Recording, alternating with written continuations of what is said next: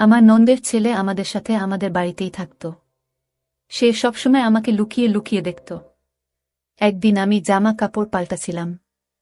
হঠাৎ আমি দেখতে পেলাম যে আমার নন্দের ছেলে আমাকে আড়াল থেকে দেখছে। আমি তাকে ধরে খুব মারি। সবার সামনে তাকে মেরে বাড়ি থেকে বের করে দিই। একদিন আমি বাজার থেকে ফিরে এসে আমার মেয়ের ঘরে যাই। আর সেখানে গিয়ে আমি যা দেখি তা দেখে আমার হুঁশ উড়ে যায়। কারণ আমার মেয়ের সাথে ববিতা কাজ করার সময় একটু চোখ কান খোলা রাখবে। সবসময় তাড়াহুড়ো করে কাজ করো তুমি। আমার শাশুড়ির গলার আওয়াজ শুনে আমি তাড়াতাড়ি কড়াইয়ের তেলে পেঁয়াজ ঢেলে বাইরে বেরিয়ে আসি। কে জানে আমি আবার কি ভুল করে ফেলেছি। আমার বিয়ের ৮ মাস হয়ে গেছে। আর এই ৮ মাসের একদিন ও যায়নি যেদিন আমি শাশুড়ির বকা খাইনি। আমার শাশুড়ি এক হাতে ঝাড়ু নিয়ে টিনের বাক্স কাছে দাঁড়িয়েছিলেন, যেটা দেওয়ালের সাথে লাগা ছিল। টিনের বাক্সের পেছন থেকে ঝাড়ু দিয়ে জোর করে ধুলো বের করার চেষ্টা করছিলেন। এটা ওনার রোজ দিনের কাজ, ঘরের কোনায় কোনায় গিয়ে আমার কাজের খুঁত বের করা।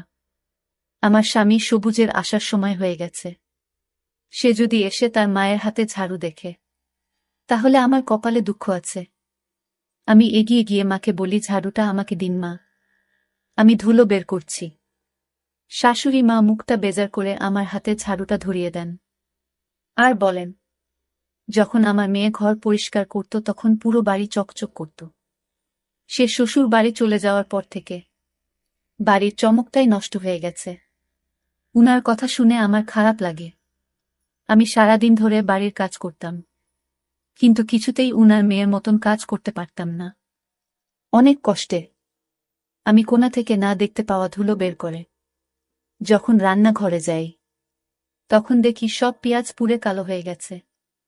আমি বুঝতে পারছিলাম না আমি কি করব। বাড়িতে আর পেঁয়াজ নেই। আর বিকেলে আমার ননদ আসবে তার স্বামীর সাথে। আমি শাশুড়িকে কিছু না বলে চটপট ঘরে গিয়ে সবুজকে ফোন করে বলি সে যেন ফেরার সময় পেঁয়াজ কিনে নিয়ে আসে। এটা শুনে সবুজ একটু রেগে যায় আর বলে, তোমার সব কাজ শেষ মুহূর্তে কেন মনে পড়ে? কিন্তু যখন আমি তাকে অনেক অনুরোধ করি, তখন সে রাজি হয়ে যায় আর ফেরার সময় পেঁয়াজ কিনে নিয়ে আসে। তার আগে আমি লুকিয়ে লুকিয়ে পোড়া পেঁয়াজগুলো ওখান থেকে সরিয়ে দিই। আমার নন্দের আসার আগেই আমি বিরিয়ানি বানিয়ে ফেলি। আমার নন্দের বিয়ে আমার সাথেই একসময় হয়েছিল। সে শ্বশুর বাড়ি চলে গেলেও তার সুস্মৃতি এই বাড়িতে রেখে গিয়েছিল। উঠতে বসতে আমার শাশুড়ি তার মেয়ের কথা বলতেন। আমি খুব যত্ন করে ডাইনিং টেবিলে খাবার সাজাই। আমরা সবাই যখন খেতে বসি, তখন আমার স্বামী আমার বিরিয়ানির খুব প্রশংসা করে। কিন্তু আমার শাশুড়ি আমার সব আনন্দে জল ঢেলে দেন।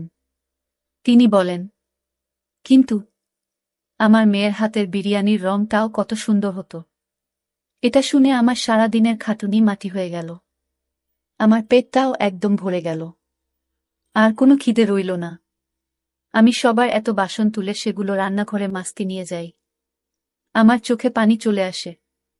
আমার বাপের বাড়ির কথা মনে পড়ে যায়। ওখানে বাবা আমার সব কাজের প্রশংসা করত।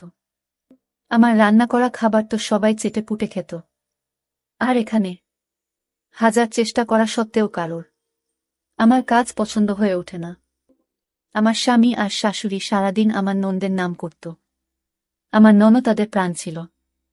আমার শাশুড়ির ভাইয়ের ছেলের বিয়ে ছিল, আর তার জন্য আমি জামা কাপড় খুঁজছিলাম। তখন আমার শাশুড়ি আমার ঘরে এসে বলেন, বৌমা, আজ তুমি শাড়ি পরে যেও, কারণ আমার মেয়েও শাড়ি পরে। এটা শুনে আমি চিন্তায় পড়ে যাই। আমি শাড়ি সামলাতে পারি না। কিন্তু আমি এটা বুঝতে পারছি না যে আমার ননদ শাড়ি পরছে বলে আমাকেও কেন শাড়ি পরতে হবে। সবুজ অফিস থেকে ফিরে আমার গোমরা মুখ দেখে জিজ্ঞেস করে, কি হয়েছে তোমার? আমি বলি, মা আমাকে শাড়ি পরতে বলেছেন। আমার শাড়ি পরতে ভালো লাগে না।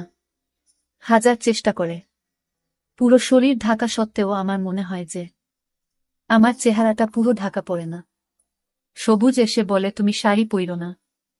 শাড়ি শুধু আমার বোনকেই মানায়। এটা শুনে আমার খুব রাগ হয়। আমি জেদ করে শাড়ি পরি আর কোনো রকমে তুলতে তুলতে বিয়ে বাড়িতে গিয়ে পৌঁছায়। ওখানে গিয়ে আমি জানতে পারি যে আমার ননদ গর্ভবতী। সে খুশি হয়ে সবাইকে এই খবরটা শোনাচ্ছিল। এটা শুনে আমিও খুশি হই। কিন্তু কিছুক্ষণ পর আমার সব আনন্দ মাটি হয়ে যায়। আমার ননদ গর্ভবতী শুনে সবাই আমাকে প্রশ্ন করতে শুরু করে যে আমি কবে গর্ভবতী হব, কারণ আমাদের একসাথে বিয়ে হয়েছিল। আমি বুঝতে পারছিলাম না সবার প্রশ্নের কি উত্তর দেব। পরের দিন আমার শাশুড়ি আমাকে ডাক্তারের কাছে নিয়ে যান। তারপর জানা যায় যে আমার কিছু সমস্যা, যার চিকিৎসা হওয়ার পরেই আমি মা হতে পারব। বাড়িতে এসে আমার শাশুড়ির সারা বাড়ি মাথায় তোলে। আমি ঘরে দরজা বন্ধ করে বসে থাকি। সবুজ আমাকে এই নিয়ে কিছু বলে না, কিন্তু সবাই আবার আমার নন্দের প্রশংসা করতে থাকে। আমার শাশুড়ি তার জন্য অনেক রকমের রান্না করতেন। আমাদের বাড়ি থেকে তার জন্য খাবার, ফল, জুস সব যেত। যেন মনে হতো যে তার শ্বশুর বাড়িতে কিছুই নেই। শেষমেশ সেই দিনটা আসে যেদিন আমার নন্দের একটা ফুটফুটে ছেলের জন্ম দেয়। আমার নন্দের ছেলে অনেক ছোট বয়স থেকেই আমাদের বাড়িতে থাকত। আমার নন্দের স্বামী কাজে যাওয়ার সময় তাকে আমাদের বাড়িতে দিয়ে যেত, আর ফেরার পথে তাকে নিয়ে যেত। আমার ননদ ঘর আর বাচ্চা দুটো একসাথে সামলাতে পারত না, তাই সে তার ছেলেকে আমাদের বাড়িতে পাঠিয়ে দিত। সেই ছোট বাচ্চাটাকে আমি খুব ভালোবেসে ফেলি। আমার শাশুড়ি মায়ের বয়স হয়েছিল, উনার ক্ষমতা ছিল না এত ছোট একটা বাচ্চাকে সামলানোর। তাই আমার নন্দের ছেলে সেলিমের দায়িত্ব আমার ঘাড়ে এসে পড়ে। কিছুদিন পর আবার শুভ্র আসে যে আমার ননদ আবার মা হতে চলেছে। তারপর সে সেলিমকে পুরোপুরি আমার উপর ছেড়ে দেয়। আমিও সেলিমকে নিজের সন্তানের মতন বড় করতে থাকি। আমার নিজের কোনো সন্তান ছিল না, তাই আমি সেলিমকে নিজের সন্তান ভাবতাম। আমার ননদ সেলিমকে আর বাড়ি ফিরিয়ে নিয়ে যাওয়ার কথা বলে না, আর সে বরাবরের মতন আমাদের বাড়িতেই থেকে যায়। আমার সেলিমের প্রতি ভালোবাসা দেখে স্রষ্টার আমার উপর কৃত হয়। সেলিমের যখন 4 বছর বয়স তখন আমার একটা মেয়ে হয়। আমার মেয়ে হওয়ার পরেও আমি সেলিমকে নিজের কাছে রাখি আর দুটো বাচ্চাকেই একসাথে বড় করি। আমার নন্দের একের পর এক করে মোট 5টা বাচ্চা হয়, তাই তার সেলিমকে নিয়ে আর কোনো চিন্তা ছিল না। আমার শাশুড়ি সেলিমকে ছাড়া এক মুহূর্ত থাকতে পারতেন না, তাই সে আমাদের বাড়িতেই বড় হয়। দেখতে দেখতে অনেকগুলো বছর কেটে যায়। আমার মেয়ের রেশমার বয়স এখন 15 বছর, আর সেলিমের বয়স 19 বছর। আমার এখনো মনে হয় যে আমি কালকেই বিয়ে করে এই বাড়িতে এসেছি।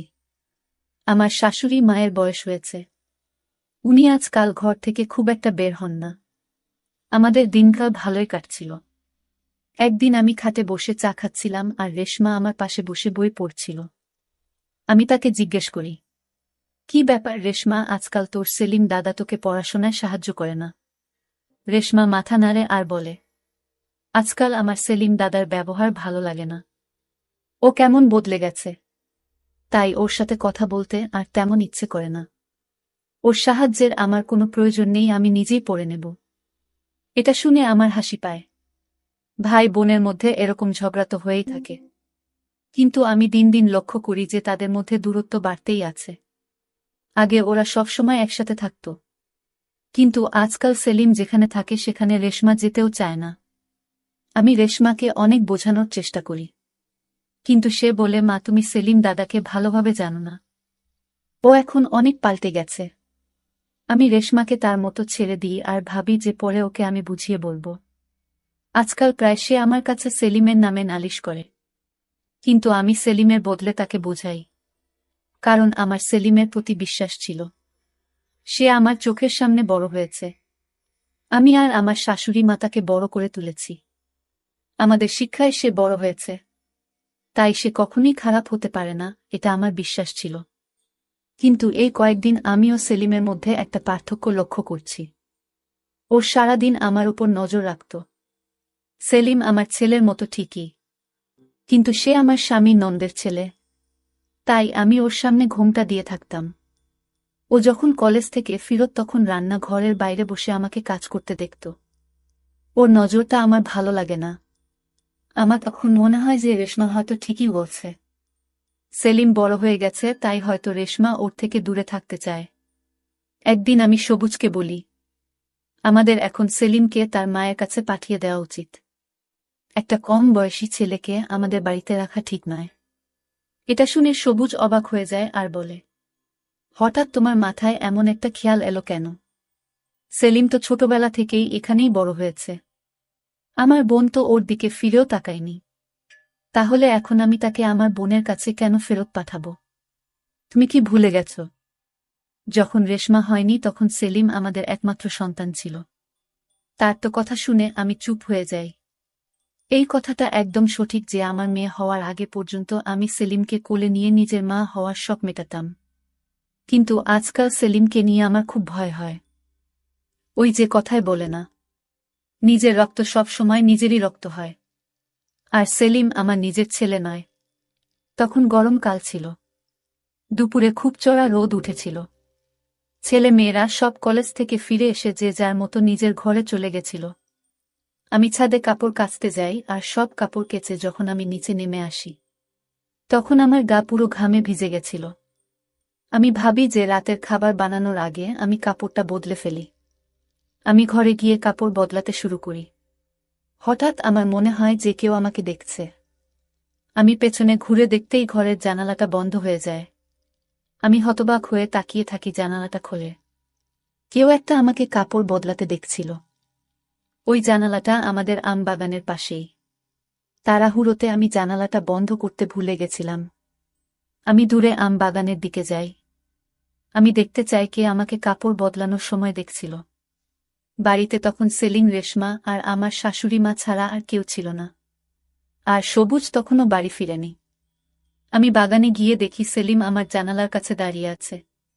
তখন আমি চোখে অন্ধকার দেখছিলাম। আমার বিশ্বাস হচ্ছিল না যেই ছেলেটাকে আমি ছোটবেলা থেকে কোলে পিঠা করে বড় করেছি, সে এতটা নিচে নামতে পারে কি করে? সে আমাকে জামা কাপড় বদলানোর সময় লুকিয়ে লুকিয়ে দেখছিল। আমাকে দেখে সেলিম চমকে উঠে আর ওখান থেকে চলে যাওয়ার চেষ্টা করে। তখনই আমি ওকে ধরে মারতে শুরু করি। আর আমি ওকে মারতে মারতে ঘরের ভিতরে নিয়ে আসি। সবুজ তখন অফিস থেকে বাড়ি ফিরে এসেছিল। বাড়িতে ঝামেলা দেখে সে হতবাক হয়ে যায়। আমি সেলিমকে নিয়ে গিয়ে সবুজের পায়ের কাছে ধাক্কা মেরে ফেলে দিই। আর সবুজকে বলি, জিজ্ঞেস করো তোমার আদরের বোনের ছেলেকে, সে আমার ঘরের জানালার বাইরে কি করছিল? সবুজ বলে, ববিতা তুমি শান্ত হও, এত চেঁচামেচি করার কি আছে? আমি রেগে বলি, তোমার বোনের ছেলে তো আজ তার সব সীমা ছাড়িয়ে গেছে। সে অনেকদিন ধরে আমাকে খারাপ নজরে দেখছিল। আজ সে আমার জানালা দিয়ে উঁকি মারছিল, কারণ সে জানত যে আমি ছাদ থেকে কাপড় কেচে নিচে এসেছি। আর এখন আমি কাপড় পাল্টাতে ঘরে যাব। তখন আমার শাশুড়ি মা ঘর থেকে বেরিয়ে এসেছিলেন। আমার কথা শুনে সবাই হতবাক হয়ে যায়। সবুজ বলে, কবিতা তুমি যা বলছো ভেবে চিনতে বলছো তো? আমি বলি, তুমি তোমার ভাগিনাকে জিজ্ঞেস করো না। সবুজ সেলিমের দিকে তাকায়, কিন্তু সেলিম চুপচাপ অপরাধীর মতো মাথা নিচু করে দাঁড়িয়েছিল। আমি সেলিমকে বাড়ি থেকে বের করে দেই। সে আমার নন্দের বাড়িতে ফিরে যায়। আমার শাশুড়ি মা তো বিশ্বাসই করতে পারছিলেন না যে সেলিম এমনটা করতে পারে। আমি বা শাশুড়ি মাকেও তো তাকে এমন শিক্ষা দিইনি। তাহলে এমনটা কি করে হলো? আমারও এটা বিশ্বাস করতে কষ্ট হচ্ছিল, কিন্তু আমি সবটা নিজের চোখে দেখেছিলাম, তাই আমার আর কোনো সন্দেহ ছিল না। আমি পরিবারের সকলকে সেলিমের এই নোংরা কাজের ব্যাপারে বলে দিই। এতে সবাই সেলিম আর আমার নন্দের নামে ছিটছিট করে। এই ঘটনাটার পর প্রায় 7 দিন কেটে গেছে। এই 7 দিন আমার শাশুড়ি মা একবারও তার ঘর থেকে বেরোয়নি। সবুজ তো আমার সাথে বেশি কথা বলে না। আমিও চুপচাপ ছিলাম। রেশমা সারাদিন নিজের ঘরেই থাকত। আমার তো এখন ভয় হতে থাকে যে যদি সেলিম রেশমার সাথে খারাপ কিছু করত, তখন আমরা লোকের কাছে কি করে মুখ দেখাতাম। সেলিমে যাওয়ার পর আমি বুঝতে পারি যে সেলিম বাড়ির অনেক ছোটখাটো কাজ করে দিত। ও চলে যাওয়ার পর সেই সব কাজ আমার ঘাড়ে এসে পড়ে। আমাকে রোজ বাজারে যেতে হতো। সবুজ সারাদিন অফিসে থাকত আর সে অনেক বেলা করে ফিরত। তাই কিছু কেনার দরকার হলে আমাকে বাজারে যেতে হতো। একদিন দুপুরে খুব চড়া রোদে আমাকে বাজারে যেতে হয়। আমি কয়েকটা কেনাকাটা করে তাড়াতাড়ি বাড়ি ফিরে আসি। বাড়ি এসে আমি প্রথমে রেশমার ঘরে গিয়ে তার পছন্দের কেকটা দিয়ে আসি। সেই ঘরে পড়াশোনা করছিল। আমি তার জন্য তার পছন্দের কেকের দোকান থেকে কেক আর চকলেট কিনে এনেছি। রেশমা তখন তার ঘরে লেখাপড়া করছিল। তারপর যে আমি রেশমার ঘরে গিয়ে দরজাটা খুলি, অমনি আমার আত্মা কেঁপে উঠে। আমার মেয়ে একটা ছেলের সাথে বিছানায় শুয়েছিল। রেশমা হয়তো ভেবেছিল আমার বাজার থেকে ফিরতে দেরি হবে। তখন আমাকে দেখে তার চেহারার রং পাল্টে যায়। তার পাশে শুয়ে থাকা ছেলেটা দ্রুত করে ওঠে, ঘরের জানালা দিয়ে পালিয়ে যায়। আমি তার পিছু নিয়ে আম বাগানে যাই, কিন্তু সে পেছনে দরজা দিয়ে পালিয়ে যায়। সে এত তাড়াতাড়ি পালায় যেন মনে হয় এটা তার প্রতিদিনের অভ্যাস। আমি হতাশ হয়ে বাগানে বসে পড়ি। রেশমা আমার জন্য জল নিয়ে আসে, কিন্তু আমি জলের গ্লাসটা মাটিতে ফেলে ভেঙে ফেলি। আমি রেশমার চুলের মুঠি ধরে বলি, সত্যি করে বল, এসব কতদিন ধরে চলছে? ওই ছেলেটা কে ছিল যে দুপুর বেলা তোর ঘরে ঢুকেছিল? রেশমা ভয়ে কেঁদে ফেলে, কিন্তু আমি বলি, আজ আমার হাত থেকে তুমি কিছুতেই বাঁচতে পারবে না। রেশমা কাঁদতে কাঁদতে বলে, এই ছেলেটা আমার সাথে কলেজে পড়ে। আমি ওকে খুব পছন্দ করি, কিন্তু সেলিমের ওকে পছন্দ ছিল না।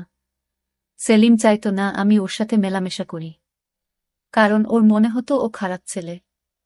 রেশমা আরও বলে যে সেলিম রেশমাকে ওই ছেলেটার সাথে মেলামেশা করতে বারণ করত, আর এই কারণেই ওদের মধ্যে দূরত্ব বেড়েছিল। রেশমার পছন্দ ছিল না সেলিম তাকে কোনো কাজে বাধা দিক, আর সেলিম রেশমাকে ভুল পথে যেতে দিতে চায়নি। সেলিম আমাকে রেশমার ব্যাপারে অনেকবার জানাতে চেষ্টা করেছিল, তাই সে আমার আশেপাশে ঘুরত, কিন্তু তার